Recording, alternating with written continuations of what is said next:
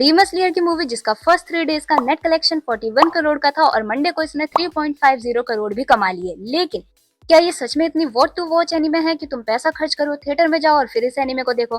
तो देखो, इसका जवाब देने के लिए मैंने 3 हिस्सों में इस वीडियो को बांट दिया, जिसमें सबसे पहले बात करेंगे हम एनिमेशन के बारे में, फिर डबिंग के बारे में और लास्ट में बात करेंगे हम लोग कौन सा हाफ इस मूवी का ज्यादा बेटर था, फर्स्ट या सेकेंड।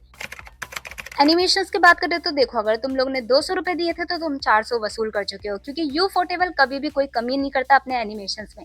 और ये दिखा भी, जिसमें दोमा और शिनोबु की फाइटिंग से शुरू हुआ था, जहां बहुत अच्छे से एनिमेट था। देन सेकंड में आता है जेनित्सु की 7th form of thunder breathing. और तीसरा मेरा फेवरेट सीन अकाजा की एंट्री, वो इतने अच्छे से एनिमेट की हुई थी, बड़े स्मूथली कि गूज बम्स आ रहे थे उसको देख के, ऊपर से उसका साउंड इफेक्ट जो कि और ज्यादा बेटर कर रहा था उसे। पर पता नहीं क्यों एनिमेशंस यहाँ भी अच्छे थे और एनिमेशन सेकंड सीजन में भी अच्छे थे, बट तेंगेन और ग्योतारो की फाइट इतना बड़ा इम्पैक्ट छोड़ के गई थी कि वो यहाँ पे मुझे गियो अकाजा वाली फाइट में थोड़ा कम लगा। बट ओवरऑल बहुत अच्छा एनिमेशन था, उसके लिए तो देखना बनता है। तुमने कभी डीमन स्लेयर हिंदी में ना देखी और उसके बाद तुम्हारे यहाँ वो सिर्फ हिंदी में लगे, उसी के साथ कोई ये आके भी बोल दे कि तांजिरो की आवाज बहुत ज्यादा गंदी है, ऐसा लग रहा है कोई अडल्ट बोल रहा है, और साथ ही साथ तुम कहीं ना कहीं इंस्टाग्राम में भी ये चीजें देख लेते हो कि आवाज बहुत ज्यादा हैवी है। तो वो ही मेरा भी था, मेरे को बहुत कम एक्सपेक्टेशंस थे, कुछ ज्यादा उम्मीद थी नहीं, बट ट्रस्ट में जब तुम वहां जाते हो वो मूवी देखने और बाहर ऑलरेडी तुम जितनी गंदी आवाज सुन चुके थे तांजिरो की, उतनी वो फील नहीं होती। बल्कि मैं सच बोलूं, मुझे वहां जाके कुछ फर्क भी नहीं पड़ा, मुझे ऐसा लग रहा था हाँ ठीक तो है आवाज, क्योंकि मैंने बाहर जो सुना था वो बड़ा डिजास्टर था। और क्योंकि सबका ध्यान तांजिरो की आवाज की तरफ था, तो एक थी जो किसी ने नोटिस नहीं की, वो थी अपर मून वन की वॉइस। अगर सच बोलूं, जैपनीज डब तुमने देखा तो तुम्हें पता होगा उसका फेस एक्सप्रेशन लेस है, लेकिन उसकी आवाज में बिल्कुल टोन नजर आता है। लेकिन वहां पे जो हिंदी डब था, उसमें एक पॉइंट आता है जहां अकाजा को निपटा दिया। अब इसके कुछ डायलॉग चल रहा है परमून वन के, और जब तक उसका फेस नहीं दिखाया तब तक तो मुझे यही नहीं समझ आया ये डायलॉग मुजान ने मारे या कोई नरेट कर रहा है। तो जो हिंदी डब देखता है उसके लिए ठीक था, बट मैं सच बोलूं मुझे इतना पता नहीं चला। ओवरऑल डबिंग इतनी बुरी नहीं है, बट हाँ अगर तुम्हें पैसा वसूल परफॉर्मेंस चाहिए तो जापानीज में देखो। बट जो सबसे अच्छी बात थी वो उन्होंने हिंदी डबिंग करते हुए अननेसेसरी कॉमेडी नहीं डाली। फर्स्ट हाफ की बात करें, शिनोबू और दोमा इनकी फाइट से स्टोरी शुरू होती है, जो कि आधे घंटे में निपट भी जाती है। उसके बाद दिखाते हैं काइगाकू और जेनित्सु को, जिनके कारण मेनली ऑडियंस वहां पहुंची थी अगर एनिमेशंस को हटा दें। लेकिन वहां पे भी सेम यही चीज हुई, वो फाइट बहुत जल्दी खत्म हो गई। उसके बाद तीसरे नंबर पे अकाजा को भी फर्स्ट हाफ में ही इंट्रोड्यूस कर दिया।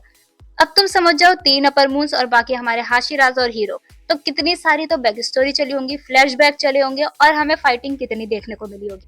मांगा पढ़ते हुए ये इतना फील नहीं होता, लेकिन जब तुम्हें एनिमेशंस बहुत अच्छे दिख रहे हैं और उसके बाद हर एक मूव के बाद किसी न किसी की बैक स्टोरी आ जाए, तो तुम समझ जाओ कि जो इम्पैक्ट पड़ना था वो तो कभी पड़ने ही नहीं वाला। और यही चीज फर्स्ट हाफ में हुई, जहाँ शिनोबू और जेनित्सु की इतनी सारी बैक स्टोरियां बार बार दिखाई जा रही थी कि तुम्हें जो इम्पैक्ट फाइटिंग का पड़ना था वो पड़ा ही नहीं। और ये छोड़ो, उनकी फाइटिंग से उनकी स्टोरी का फिर भी कुछ लेना देना था। दोमा के तो आधे ऐसे सीन्स दिखाए जिनके वहां जरूरत भी नहीं थी।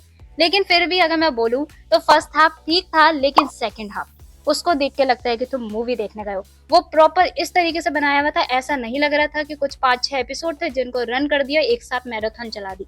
क्योंकि सेकंड हाफ में अकाजा, तांजिरो और ग्यू, इन तीनों में मेन स्टोरी थी, और अकाजा की जो बैक स्टोरी थी वो सच में बहुत ज्यादा अच्छी थी। और उस स्टोरी का उस फाइटिंग के बीच में दिखाने का कोई सेंस भी बनता है, बजाय जो आज तक हमने पहले देखा। और अगर तुम किसी को सिर्फ अकाजा की एंट्री से वो मूवी दिखाओ, तो मैं सच बोल रही हूँ, उन्होंने कभी डीमन स्लेयर ना देखी हो, उनको तब भी वो पूरी आर्क समझ आ जाएगी।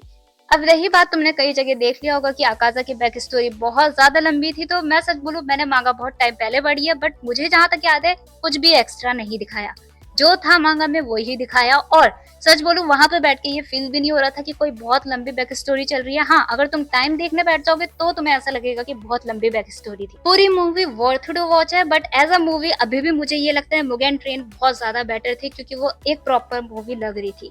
लेकिन इसी के साथ एक और इम्पोर्टेंट चीज की तरफ मैं सबका ध्यान करना चाहती हूँ, वो ये कि हर कोई शिनोबू की ही बात क्यों कर रहा है। निपट तो बेचारी तामायो भी रही है, वो इतना बड़ा सेक्रीफाइस कर रही है, वो भी तो एक अच्छा कैरेक्टर है। और दूसरी और सबसे इम्पोर्टेंट बात, क्यों इस मूवी में जेनित्सु को इतना ज्यादा इग्नोर किया है। एक तो बेचारा बंदा अपर मून से अकेले लड़ता है, उसके बाद उसके लिए कोई अनाउंसमेंट नहीं, ये कागड़ा जो हर किसी के लिए अनाउंसमेंट करके जा रहा है उसके लिए कोई नहीं हुई। तो स्टार्टिंग में जब हर कोई इन्फिनिटी कैसल के अंदर एंटर कर रहा है, तो हर कोई वेट कर रहा था कि जेनित्सु और इनोसुके को दिखाएंगे, और जिन दोनों की कूल एंट्री थी उन दोनों को ही इग्नोर कर दिया, बाकी सबको दिखा दिया। खैर, जेनित्सु के साथ बहुत गलत हुआ, लेकिन अब लास्ट में तुम ये बता के जाओ, इस पूरी एनिमे में यानी डीमन स्लेयर की पूरी सीरीज में तुम्हें इन तीनों में से सबसे बेस्ट फाइट कौन सी लगती है?